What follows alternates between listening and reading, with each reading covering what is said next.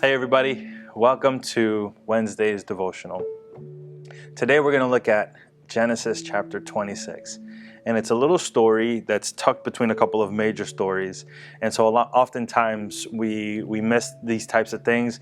But it's a story on God's redemption and perseverance. And basically how when we persevere, God has the opportunity to restore things back to us.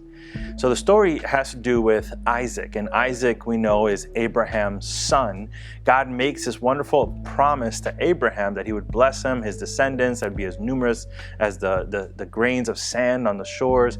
And now Isaac is his son, and he's carrying that same promise. But what happens? There's a famine in the land, and so everybody's struggling, but God confirms his promise, the one he made to Abraham. He confirms it to Isaac, and he says, where you settle, I'm going to give you that land.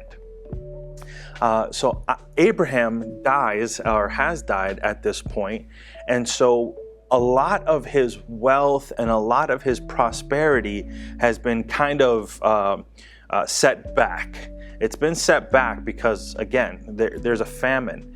And the Philistines in particular had stopped up all of the wells that Abraham had dug. So you see, wealth in those days had a lot to do with cattle, with livestock, but then also with accessibility to water. And so the more wells you had, you needed them to be able to feed and give water to all of your animals and all of your people. So Abraham had multiple wells, but they had been stopped up. They had been dug up, basically covered, because he's dead. And now we have Isaac in the middle of a famine where everyone's suffering, but God instills this promise that he had made to Abraham. And he says, I'm going to bless you in the same way. And this is what happens. Isaac moved away from there and encamped in the valley of Gerar and settled there. This is Genesis 26, verse 17. In verse 18 it says, Isaac reopened the wells that had been dug in the time of his father Abraham, which the Philistines had stopped up after Abraham died. And he gave them the same names his father had given them.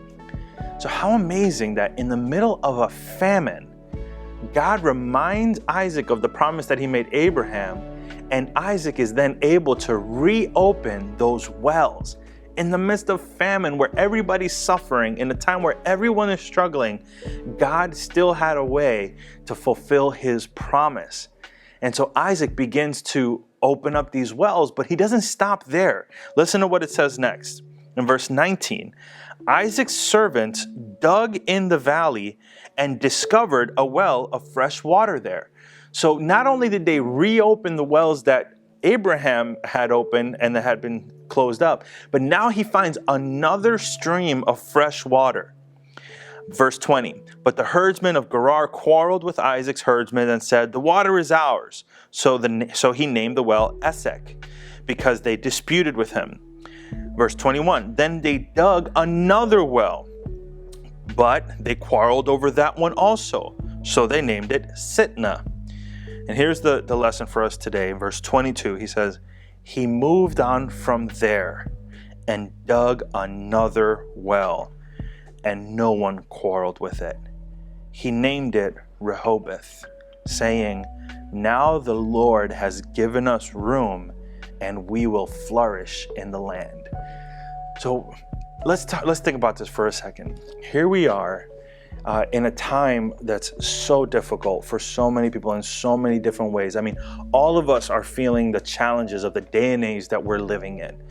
But in the midst of what we're dealing with, God still has a way to reignite his promises, to accomplish the promises that he made to his people.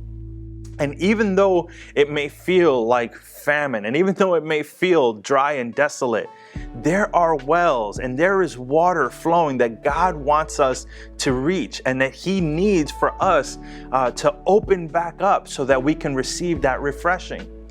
And what happens is sometimes we do things trying to uncover God's will, and we find a dead end.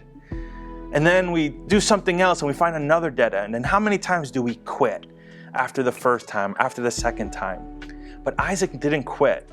He continued digging more wells because he knew that there was water. He knew that it was plentiful. And though attacks came and though accusations came against him, he kept on digging. And at the third one, he dug and nobody quarreled with him. He was successful. So I want to tell you, I know times are tough. I know things are challenging you.